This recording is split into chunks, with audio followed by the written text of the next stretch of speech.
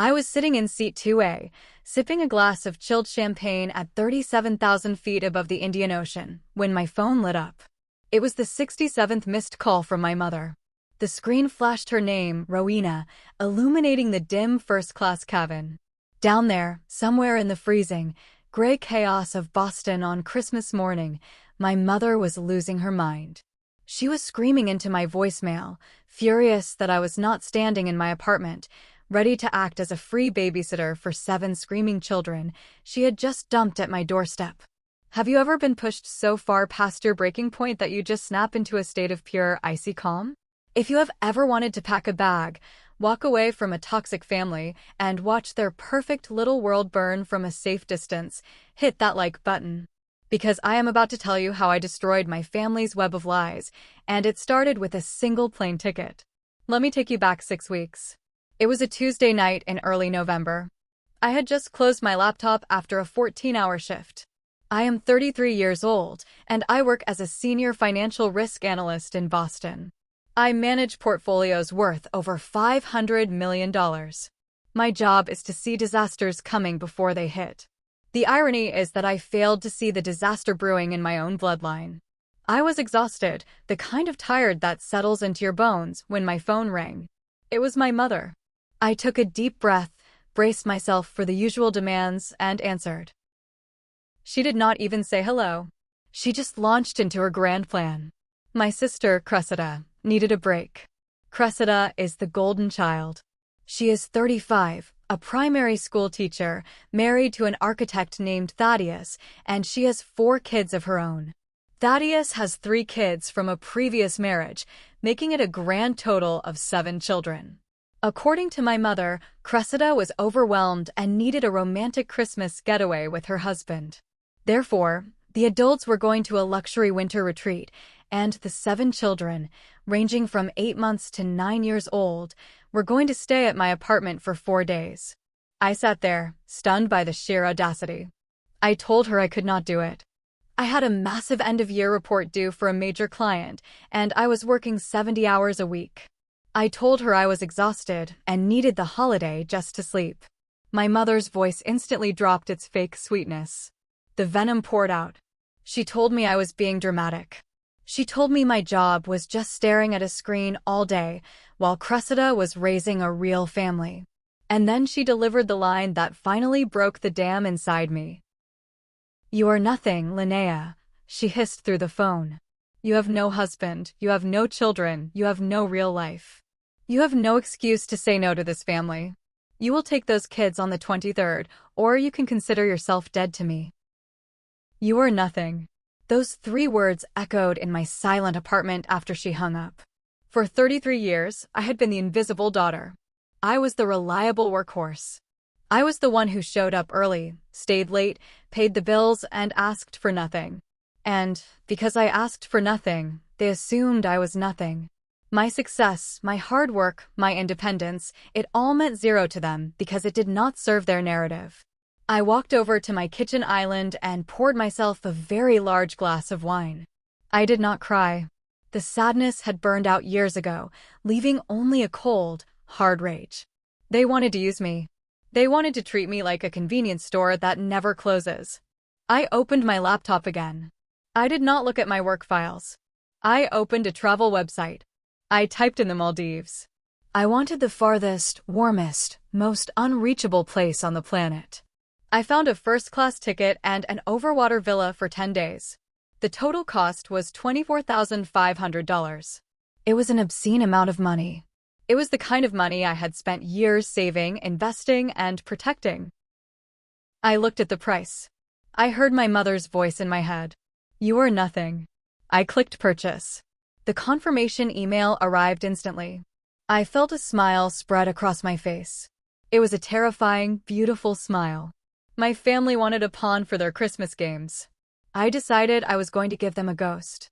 But I had no idea that dodging babysitting duty was just the beginning.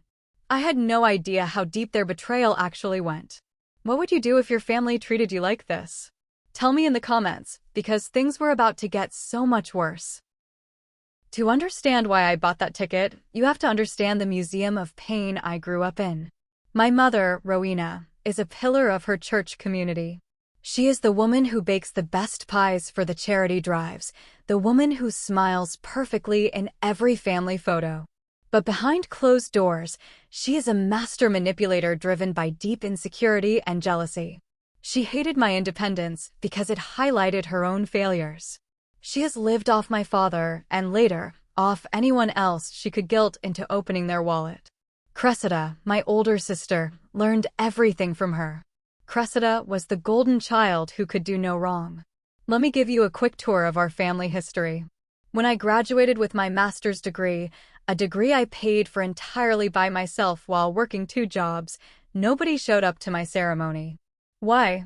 Because Cressida had morning sickness with her second child, and my mother declared it a family emergency that required everyone to be at Cressida's house to hold her hand.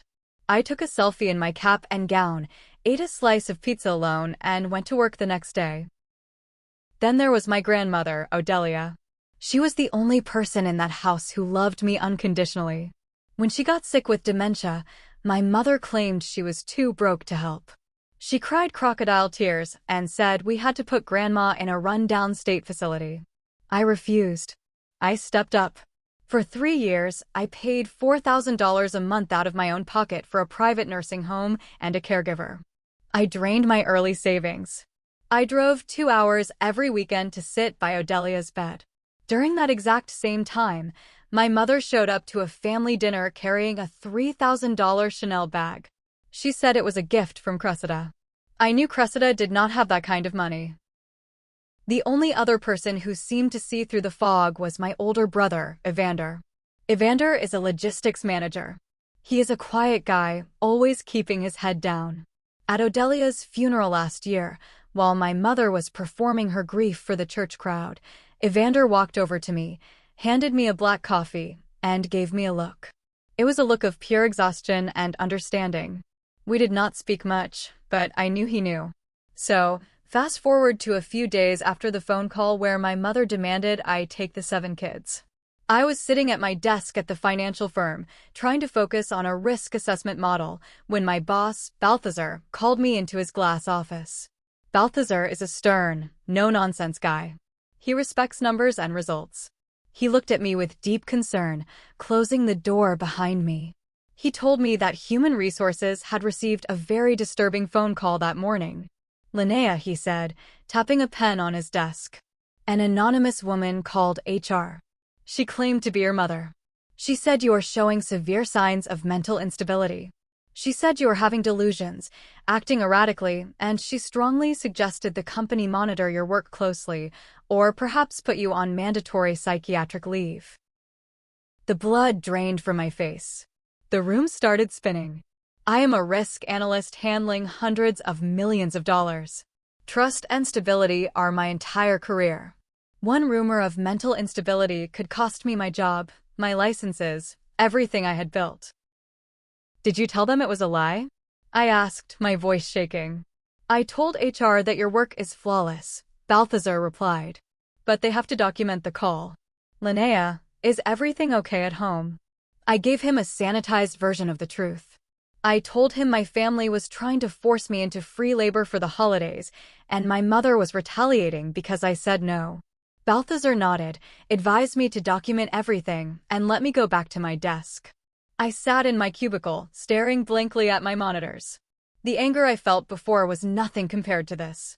This was not just a toxic mother being mean. This was targeted sabotage. She was trying to destroy my livelihood. Why?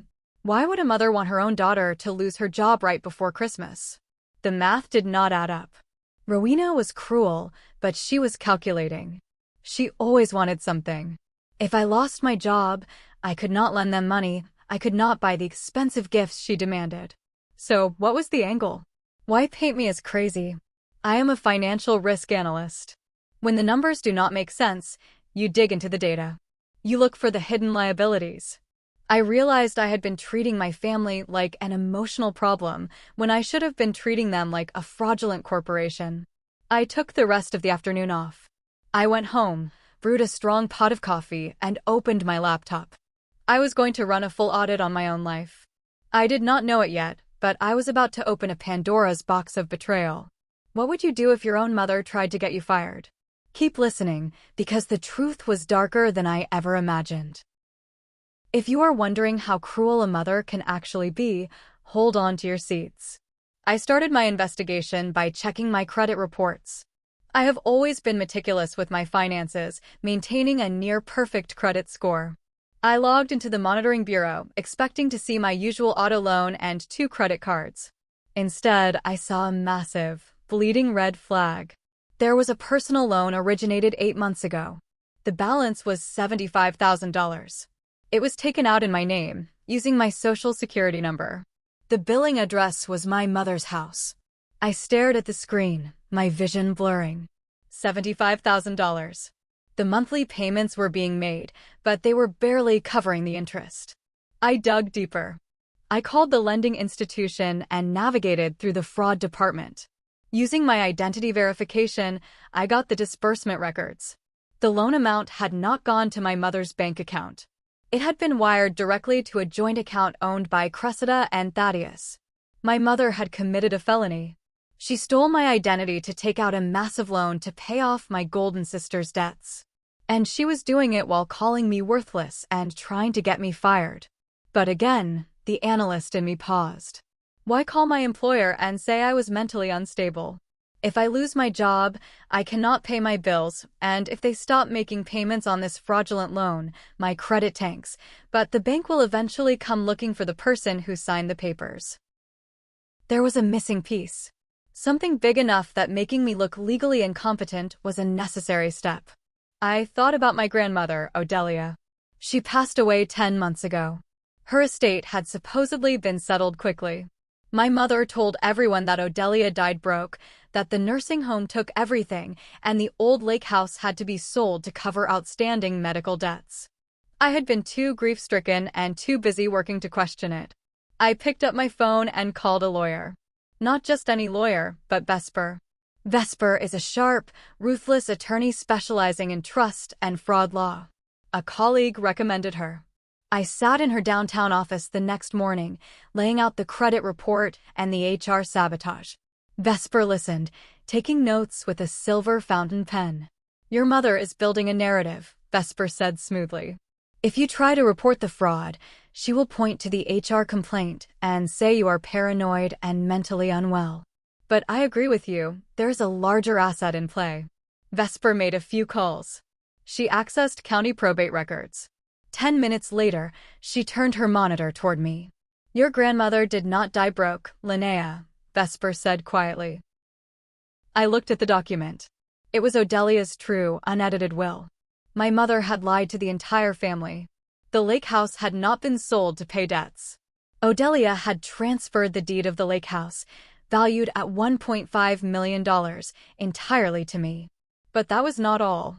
There was a private trust fund containing $350,000 in cash and securities, also left entirely to me. Odelia had explicitly disinherited my mother. I sat in the leather chair, trying to breathe. My grandmother had known. She had seen the greed, the manipulation, and she had protected me. She left me an absolute fortune. Your mother filed an emergency petition in probate court 2 weeks ago, Vesper explained. She is trying to contest the will. Her grounds? She is claiming you are mentally unfit to manage the estate. She is trying to get herself appointed as your legal conservator. Everything clicked into place. The horror of it washed over me like ice water. The phone call to HR wasn't just spite. It was evidence gathering. She was trying to build a paper trail to prove to a judge that I was having a mental breakdown. If she succeeded, she would take control of the $1.5 million house, the $350,000 trust, and she would cover up the $75,000 loan fraud forever. And the babysitting? Dumping 7 kids on me for 4 days right before a massive work deadline? It was designed to make me crack. She wanted me exhausted, stressed, and screaming. She probably planned to call the police for a welfare check while I was having a panic attack surrounded by screaming toddlers, just to get it on police record that I was unstable. It was a masterclass in psychological warfare. I looked at Vesper. Can she win? Not against me, Vesper smiled, showing her teeth. The will is ironclad. But if we strike now, she will hide the money she stole. We need to let her think her plan is working while we secure your assets and gather undeniable proof. I walked out of Vesper's office feeling like I was floating. I was not a victim anymore. I was a millionaire. And I was going to war. My mother thought she was playing chess, but she did not realize I had just flipped the board. The plan began right then and there. I was going to smile, I was going to nod, and I was going to let them walk right into a trap they built themselves. The first thing I did was turn my apartment into a fortress. I hired a private security firm to install 4 hidden cameras. One pointing at the front door, one in the hallway, one in the living room, and one in the kitchen. They recorded high-definition video and crystal-clear audio, streaming directly to a secure cloud server that I could access from anywhere in the world. Specifically, from a beach in the Maldives. The next step was finding an inside man. I needed someone who knew the family's daily movements. I needed my brother, Evander. I texted him to meet me at a rundown diner on the edge of town, far away from anywhere my mother or sister would ever go. He walked in looking like he hadn't slept in a week. His shoulders were slumped, his eyes heavy. He slid into the booth across from me and ordered black coffee. I didn't waste time. I slid a manila folder across the table. It contained a copy of the fraudulent $75,000 loan, the HR complaint, and the probate court filings for Odelia's estate. Evander opened the folder. He read through the documents slowly. He didn't gasp. He didn't yell. He just let out a long, ragged sigh, rubbing his temples. I always knew she was toxic, he said, his voice barely above a whisper. But I didn't know she was a criminal. I need to know if you're with me, Evander, I said, leaning forward. Because I am about to burn this family to the ground, and I need to know if you are standing in the blast zone. He looked at me, and for the first time in years, I saw real anger in my brother's eyes. He reached into his jacket pocket and pulled out his phone. He unlocked it and pushed it across the table to me.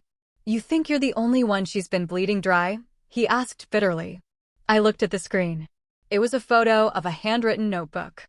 The pages were filled with neat, precise columns of numbers and dates. What is this? I asked. I found it in her home office when I was fixing her router last month, Evander explained. I call it the debt ledger. She has been keeping track of every single dime she has ever spent on us since we were 5 years old. Groceries, school supplies, birthday gifts, winter coats. She calculated the interest, Linnea.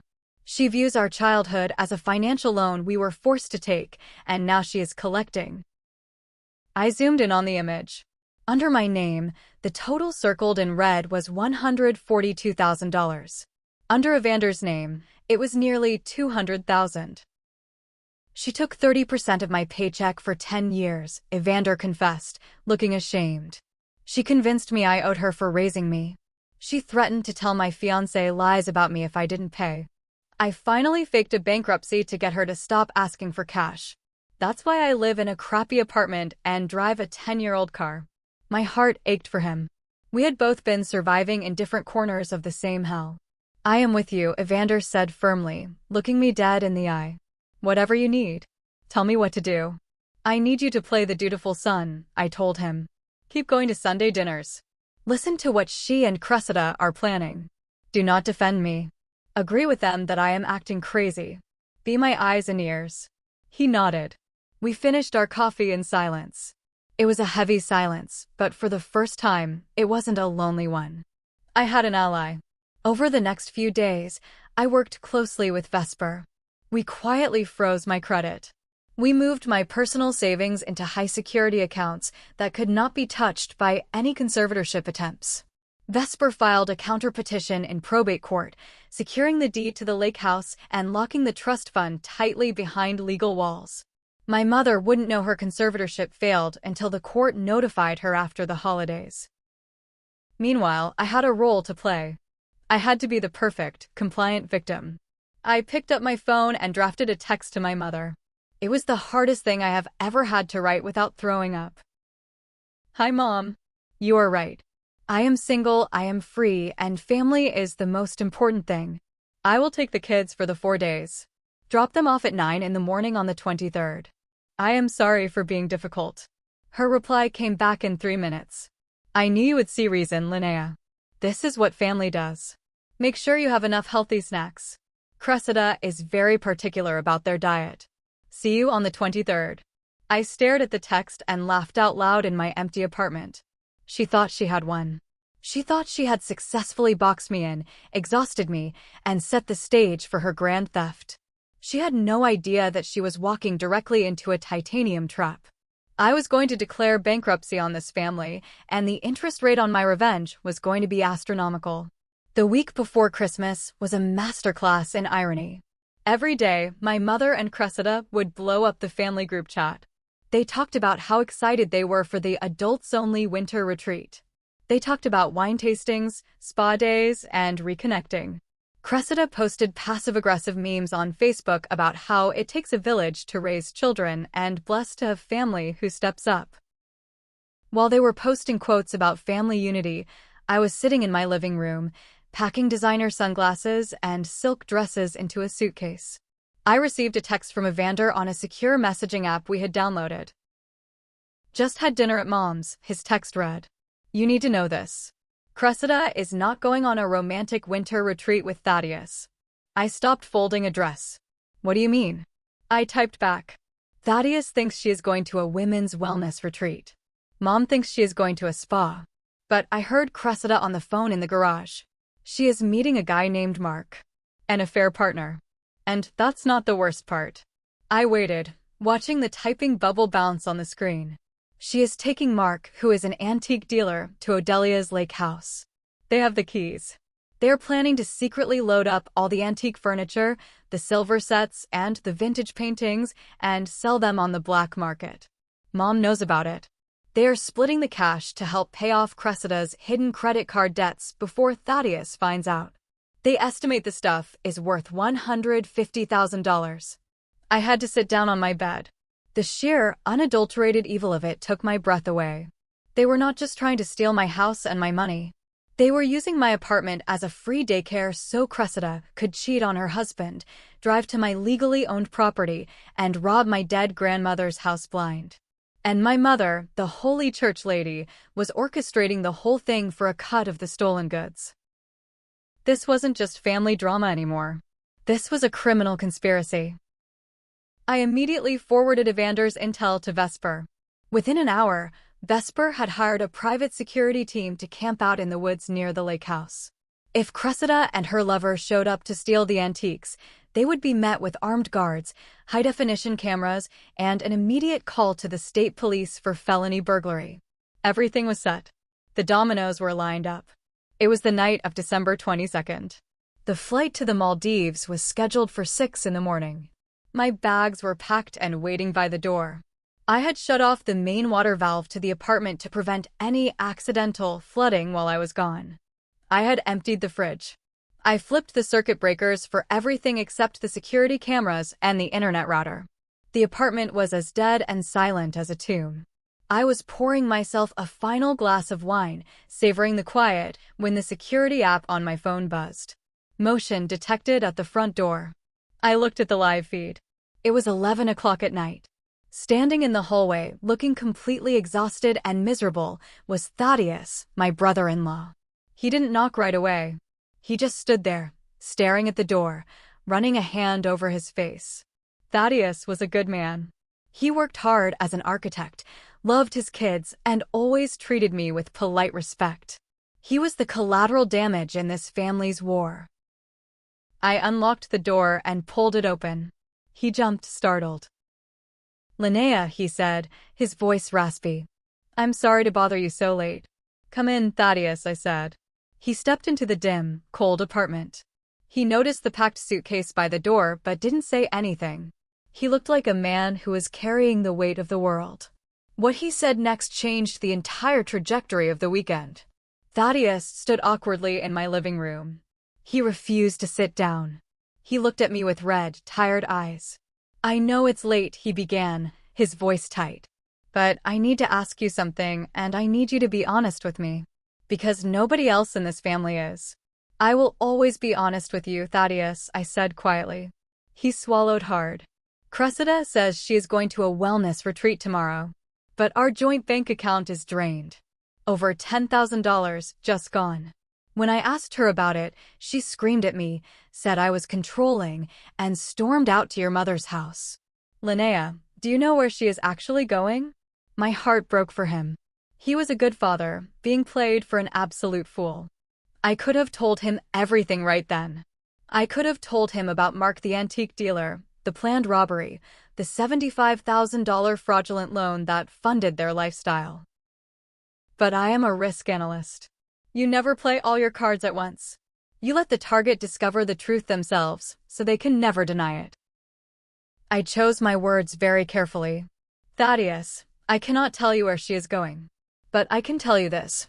You should seriously ask yourself where your wife will be for the next 4 days while I am supposedly trapped in this apartment watching all 7 of your children. His brow furrowed. He was smart. He was already putting the pieces together. And Thaddeus, I added, looking at the hidden camera lens tucked into the bookshelf behind him. If you ever need to prove anything over the next few days, remember that the truth is always recorded somewhere. He looked at me, confusion mixing with growing realization. He nodded slowly, thanked me, and left. The seed was planted. Thaddeus was going to start digging, and when he did, he was going to hit a goldmine of betrayal. I didn't sleep that night. At 4:30 in the morning, my Uber arrived. I grabbed my suitcase, locked the deadbolt, and walked away from the life of the invisible daughter forever. The airport was quiet and serene. I bypassed the massive holiday lines and went straight to the first-class lounge. I drank a double espresso, ate a warm croissant, and watched the snow fall on the tarmac outside. By 6 in the morning, I was boarding the massive international jet. The flight attendant handed me a warm towel and a glass of champagne. The seat reclined into a full bed. It was luxury I had never allowed myself to experience because I was too busy paying for my grandmother's care and saving for a rainy day. Well, the hurricane had arrived, and I was flying above the clouds. At 8:45 in the morning, Boston time, I was somewhere over the Atlantic Ocean, connected to the plane's high-speed satellite Wi-Fi. My phone buzzed. A notification from the security app. Motion detected at front door. I opened the live feed. There they were. My mother, Rowena, wearing a thick winter coat, looking smug. Behind her was Cressida, checking her makeup and her phone camera, clearly buzzing with excitement for her illicit getaway. And surrounding them was a sea of chaos. 7 children, dragging overnight bags, crying, fighting over toys, and complaining about the cold. It was exactly 9 o'clock. The drop-off time. My mother marched up to the door and pressed the doorbell. Ding dong. She waited. She smiled at Cressida. See? I told you I could break her. She just needs a firm hand. 10 seconds passed. Nothing. She pressed it again, harder this time. Ding dong. One of the toddlers started wailing. Cressida checked her luxury watch, tapping her foot impatiently. Mom, make her hurry up. My ride is picking me up in 20 minutes. My mother pounded on the heavy wooden door with her fist. Linnea, open this door. It's freezing out here. I took a sip of my champagne, adjusted my noise-canceling headphones, and watched the feed. The bomb was about to detonate, and I had a front-row seat. If you have ever wanted to see an entitled narcissist short-circuit in real time, this is the moment I waited 33 years for. Make sure you hit that subscribe button, because the meltdown you are about to witness is legendary. On the camera feed, 5 minutes had passed. The cold Boston air was biting, and the kids were getting restless. The twin boys were pushing each other into the wall. The baby was screaming in a carrier strapped to Cressida's chest. My mother pulled out her phone and called me. On my end, in the quiet cabin of the airplane, my phone silently lit up. I let it go to voicemail. Within seconds, the voicemail notification popped up. I pressed play. Linnea, this is not funny, Rowena's voice snapped, dripping with irritation. Open the door right now.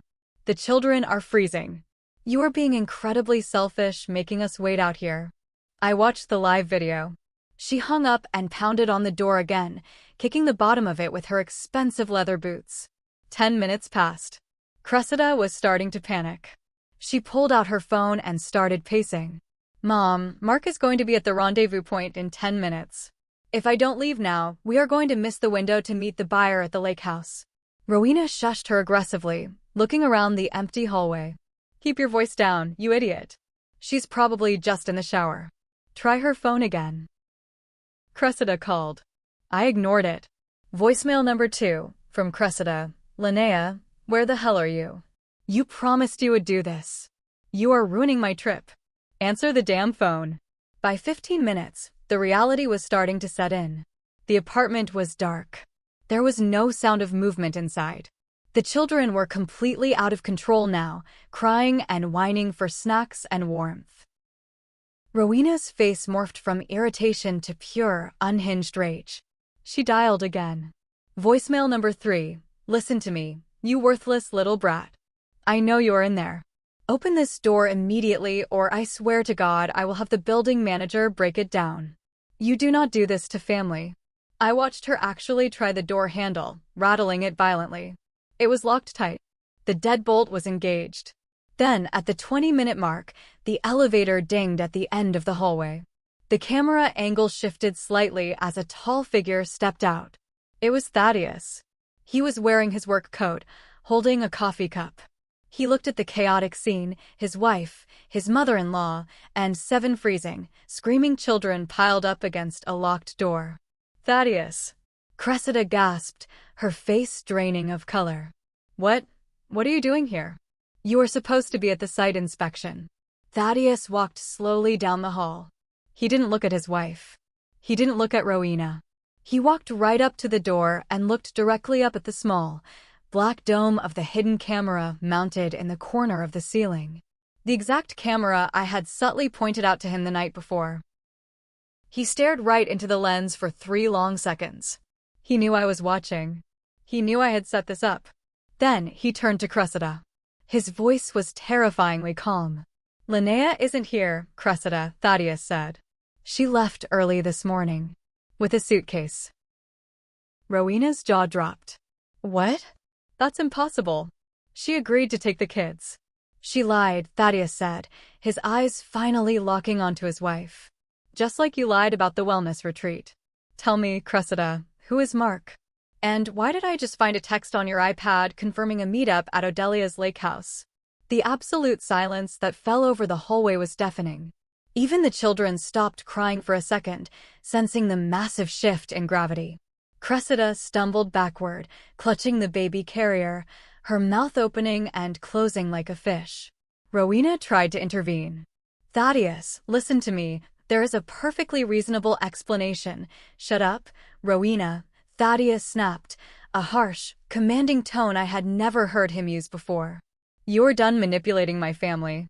I am taking my 3 kids and I am going home. Cressida, you can figure out what to do with the rest of them.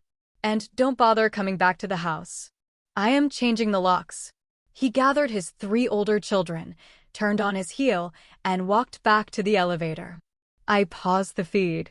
I took a deep breath, letting the sweet, cold air of the first-class cabin fill my lungs. The dominoes were falling perfectly. But my mother was not done. Cornered animals are the most dangerous.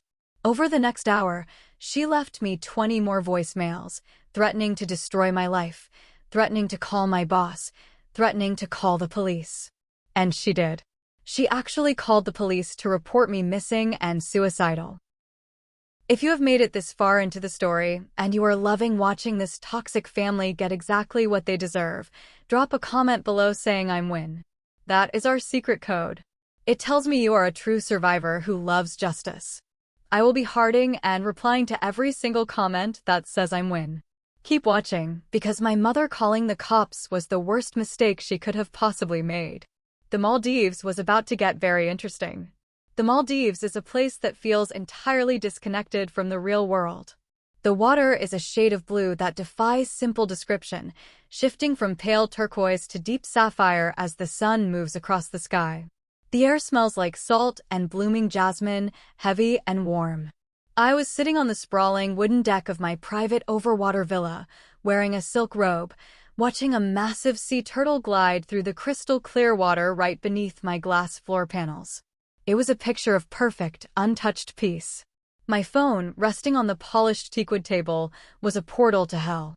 I connected to the resort's high-speed Wi-Fi, and the notifications flooded the screen like a digital avalanche. There were 89 missed calls. Most were from my mother, Rowena, and my sister, Cressida. A few were from numbers I did not recognize at all. My voicemail box was full to its maximum capacity. The text messages were a scrolling blur of threats, insults, and sheer panic. They ranged from demands that I return immediately to vicious name-calling that would make a sailor blush. I ignored all of them. I was busy sipping a fresh mango smoothie and feeling the tropical sun warm my skin. Then, the phone rang in my hand. It was an international call, but the caller ID showed a Boston area code. It was not a number I recognized. I took a deep breath, centered myself, and swiped the green button to answer. "Hello, is this Linnea?" a deep, professional male voice asked. "Speaking," I replied smoothly. "This is Officer Miller with the Boston Police Department. We received an emergency call requesting a welfare check on you at your residence. A woman claiming to be your mother, Rowena, reported you missing. She stated that you have been suffering from severe mental health episodes, that you are having delusions, and that she has reason to believe you might be a danger to yourself. She said you vanished from your apartment leaving all your belongings behind, and she is fearing for your life." I felt a cold, hard knot form in my stomach. She was actually doing it. She was laying the groundwork for her conservatorship by trying to get a police report documenting me as a suicidal, delusional risk. If I did not answer this phone, they would have breached my apartment, found it empty, and filed a missing persons report with a mental health warning permanently attached to my name. "Officer Miller," I said, keeping my voice steady, calm, and utterly rational. "I appreciate your concern and the department's quick response, but I assure you I am not missing, and I am in perfect mental health. I am currently on a pre-planned international holiday." "Ma'am," your mother sounded frantic. "She said you are not answering anyone's calls and you abandoned critical family obligations." I declined to act as a free babysitter for my sister's 7 children, I corrected him. "And my mother is using emergency services to harass me because she is furious that I did not comply with her demands." "Officer, do you have a smartphone issued by the department?" "Yes, ma'am, I am holding it right now. I am going to hang up and immediately initiate a video call to this exact number. I want you to see exactly where I am and what condition I am in." I ended the voice call.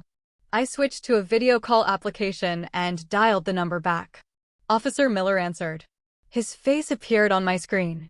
He was sitting in a patrol car, wrapped in a heavy winter coat, with the gray, snowy, miserable streets of Boston visible through his window. I flipped my camera around. I showed him the sprawling, sun-drenched deck of the villa. I panned across the endless Indian Ocean. I flipped the camera back to my face, showing him my calm demeanor, my silk robe, the tropical fruit on my table, and the glass of iced water in my hand. "Does this look like the location of a woman having a mental breakdown, officer?" I asked gently. Officer Miller stared at the screen. He let out a long, heavy sigh, the exact kind of sigh a seasoned cop lets out when he realizes he has been dragged into a toxic family dispute. "No, ma'am. It looks like you are on a very nice vacation." "I am," I said. "And I need to inform you that my mother is currently attempting to defraud me.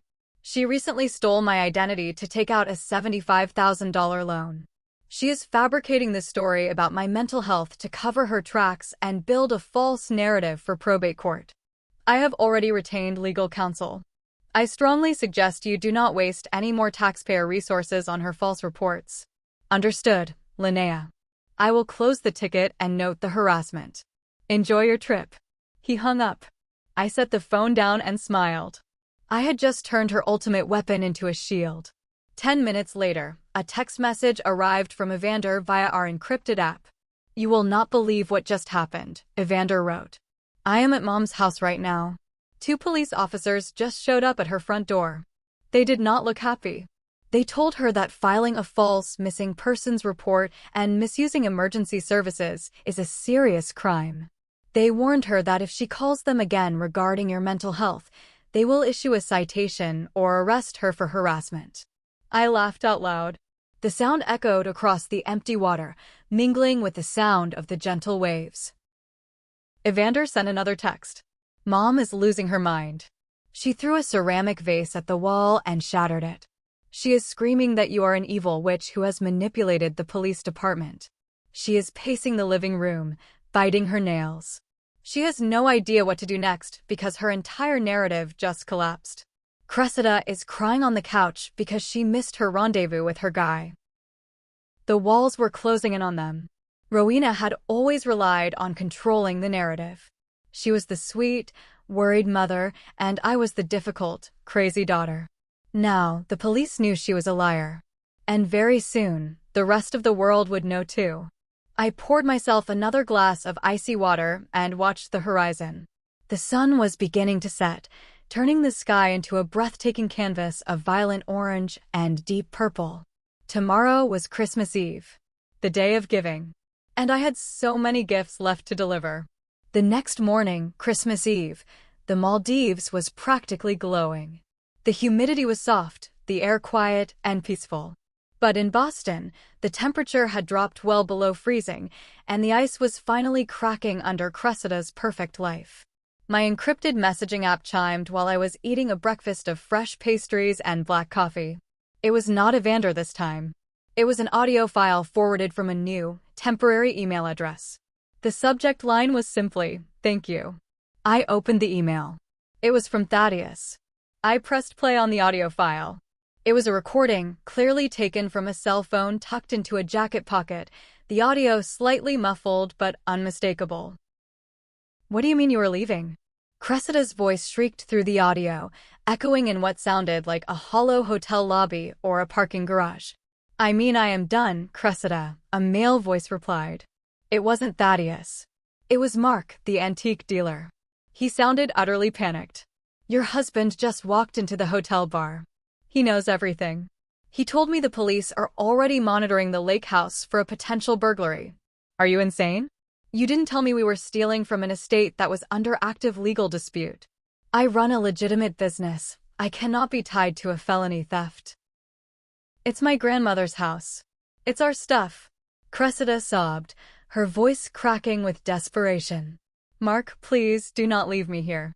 Thaddeus locked me out of the joint accounts this morning. My credit cards are declining everywhere. I need that cash from the antiques." "You need a lawyer," Mark shot back, his footsteps echoing as he hurried away. "Do not ever contact me again."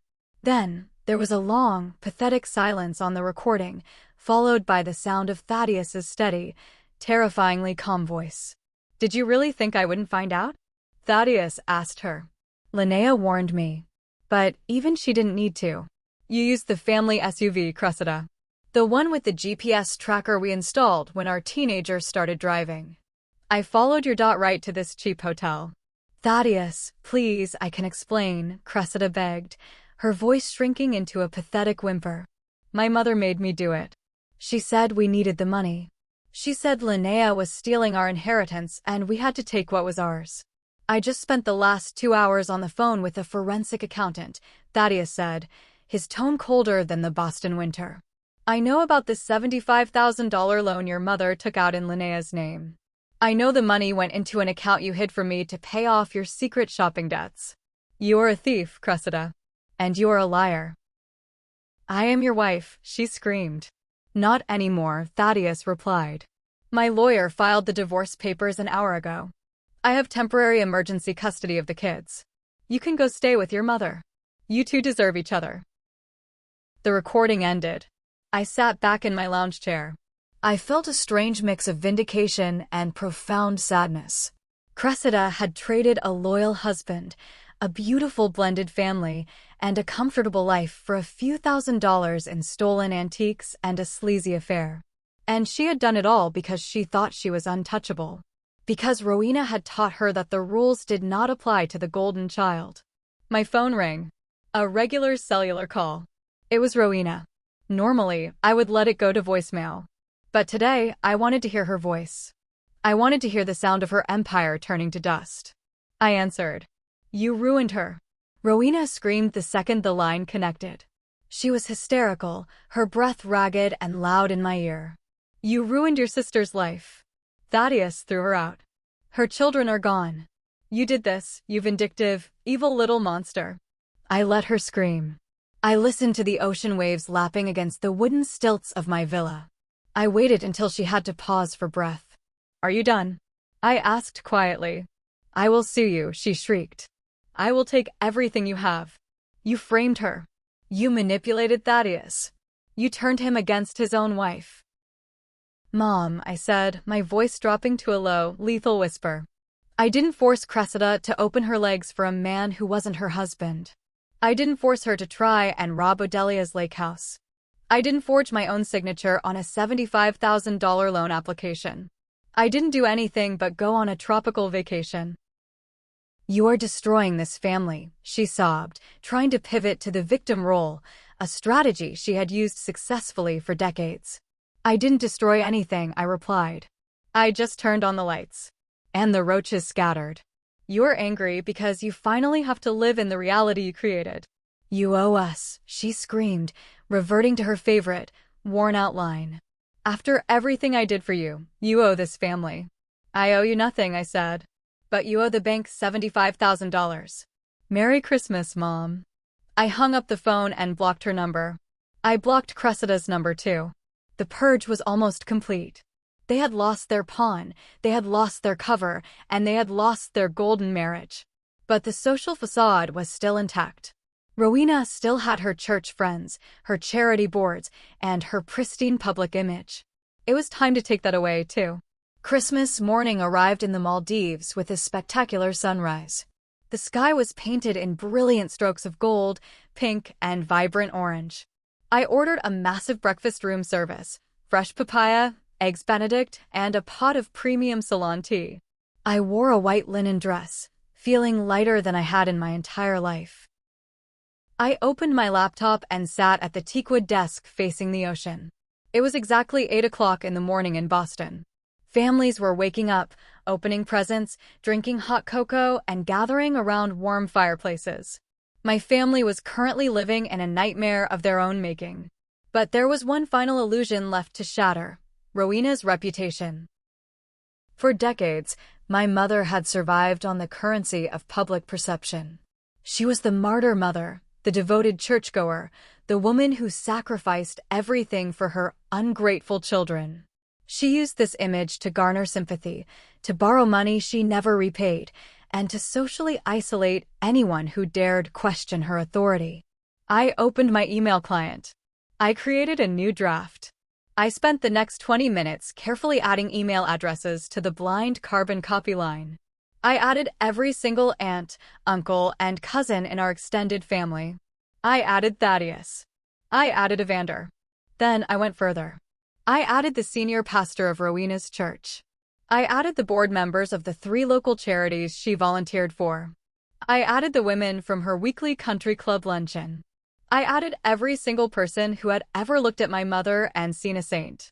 The subject line was simple, professional, and deadly: the truth about Odelia's estate and Rowena's financial fraud. I did not write an emotional rant. I did not use exclamation points. I wrote like the senior risk analyst I am. I presented the raw data. To my extended family and community members, I began. It has come to my attention that my mother, Rowena, has been spreading false narratives regarding my mental health, my absence during the holidays, and the status of my late grandmother Odelia's estate. I am writing this to provide factual, documented clarity. I created organized bullet points. Bullet point 1: the fraudulent loan. I attached the scanned bank documents proving Rowena used my social security number to secure a $75,000 loan. I included the routing number showing the funds were transferred to an account belonging to Cressida. Bullet point 2: the stolen estate. I attached the official, court-certified will of Odelia, proving she left the lake house and the trust entirely to me. I attached the probate court rejection of Rowena's desperate emergency conservatorship, highlighting her attempt to steal the assets. Bullet point 3: the corporate sabotage. I attached a transcript of the anonymous phone call made to my employer's human resources department, a call traced back to Rowena's cell phone number, attempting to have me fired by claiming I was mentally unstable. Bullet point 4. The debt ledger. I attached the high-resolution photo Evander took of the notebook where Rowena tracked every dollar she spent on her children, calculating interest on our childhood existence as if we were business investments. I concluded the email with a single, devastating paragraph. I have not abandoned my family. I have simply stopped allowing myself to be defrauded, abused, and exploited by them. I will be moving forward with full legal prosecution regarding the identity theft. I ask that you respect my privacy during this time. Please direct any questions to Rowena, as I am sure she would love to explain these documents to you. I hovered my mouse over the send button. I thought about the little girl who sat alone at her graduation. I thought about the woman who drained her savings to care for a dying grandmother while her mother bought designer bags. I thought about the phrase, "You are nothing." I clicked send. The email vanished into cyberspace, delivering a payload of undeniable truth to 50 different inboxes simultaneously. I closed my laptop, walked out to the deck, and jumped into the warm, turquoise water. I swam until my muscles ached. I felt a profound sense of cleansing. When I finally climbed back onto the deck and checked my encrypted app, Evander had sent a barrage of messages. Holy hell, Linnea. You dropped a nuclear bomb. Aunt Martha just called Mom screaming. She lent Mom $5,000 last year because Mom said you refused to help pay for Odelia's funeral. Martha saw the will and the trust documents. She wants her money back today or she is calling the police. The pastor just emailed Mom. He asked her to step down from the Charity Treasury Board immediately, pending a full investigation into her financial ethics. Mom is sitting on the kitchen floor. She isn't screaming anymore. She is just staring at the wall. She won't speak. Cressida is packing her bags to move into a cheap motel because Thaddeus formally served her with an eviction notice from the primary residence. The empire had fallen. The queen was deposed. The golden child was exiled. I did not reply to Evander right away. I just sat in the sun, letting the salt water dry on my skin. I had spent my whole life being told I was the problem. But the truth is a funny thing. It doesn't care about your feelings, and it doesn't care about your carefully crafted reputation. It just stands there, waiting for the light. I spent the rest of my 10 days in the Maldives reading books, drinking wine, and sleeping for 12 hours a night. I didn't look at another email. I didn't answer another call. I healed. I landed in Boston on the 2nd of January. The city was buried under a fresh layer of snow, gray and biting. But I didn't feel the cold at all. I was wearing a tailored cashmere coat, a fresh tan, and the unbreakable armor of a woman who had finally reclaimed her soul. I went straight to my office from the airport. I walked into the financial firm with my head held high. Colleagues who had heard whispers of the human resources incident looked at me with curiosity, but I gave them nothing but a sharp, professional smile. I walked into Balthazar's office and handed him my completed end-of-year risk assessment report. He reviewed it in silence for 10 minutes. Then he closed the folder, took off his reading glasses, and looked at me. Human Resources concluded their investigation into that anonymous phone call, Balthazar said smoothly. We traced the origin. We know it was an attempt at malicious sabotage by a family member. Your record here is spotless, Linnea. Thank you, Balthazar, I replied. Furthermore, he continued, a rare smile touching his lips, the board has reviewed your performance over the last 3 years. Your handling of the Miller portfolio during the market dip was exceptional. Effective immediately, you are being promoted to Chief Risk Officer. Your office will be on the top floor. Congratulations. I shook his hand. Chief Risk Officer. A massive salary bump, executive authority, and the ultimate validation that my mother's words, that my job was not real, that I was nothing, were nothing but toxic dust. I left the office that evening and took a private town car to my apartment. I had instructed the building manager to keep my name off the guest registry list. When I stepped off the elevator on my floor, I saw a figure huddled against my door. It was Rowena. I barely recognized her. The pristine, church-going matriarch was gone. Her hair was unkempt, her expensive winter coat looked rumpled and dirty, and she had dark, heavy bags under her eyes. She looked like a woman who had aged 10 years in 10 days. She stood up when she saw me approaching. Her hands were shaking violently. "Linnea," she whispered. Her voice lacked all of its usual arrogant fire. It was a hollow, desperate rasp. I didn't flinch. I didn't offer a hug. I stopped 5 feet away from her. "What are you doing here, Rowena?"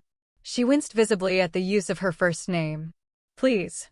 The bank is threatening to press federal fraud charges if I don't pay back the $75,000 immediately. The church asked me to leave the congregation. My friends won't return my calls. I have nothing. You took everything from me." "I took nothing," I corrected her, my voice echoing coldly in the hallway. "You stole. You lied. You plotted.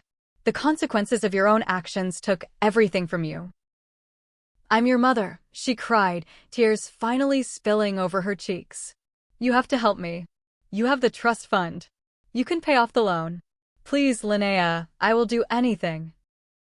I reached into my designer leather tote bag. I pulled out a thick, legal-sized manila envelope. I handed it to her. "What is this?" she asked, her hands trembling as she took it. "That is a legally binding cease and desist order, drafted by my attorney," I said. "It states that you are never to contact me, my employer, or anyone in my professional network again. It states that you formally forfeit any and all future claims to Odelia's estate." She stared at the document, her lower lip quivering. "And if I sign it?" "If you sign it, I will not push the federal prosecutor to seek maximum prison time for the identity theft," I said flatly. "I will let the bank garnish your wages and seize your assets to recoup their money. You will be poor, Rowena, but you will not be in a jail cell. That is my Christmas gift to you." She let out a wretched sob, clutching the paperwork to her chest. She had no leverage left. She had no power. She was entirely at my mercy, and she knew I had none left to give her. "Why do you hate me so much?" she wept. "I tried my best to be a good mother." "No, you didn't," I said. "You tried to use me. There is a difference." I reached into my bag one more time. I pulled out a single, folded piece of aged paper. "Before you go," I said, my voice softening just a fraction, not out of pity, but out of absolute finality.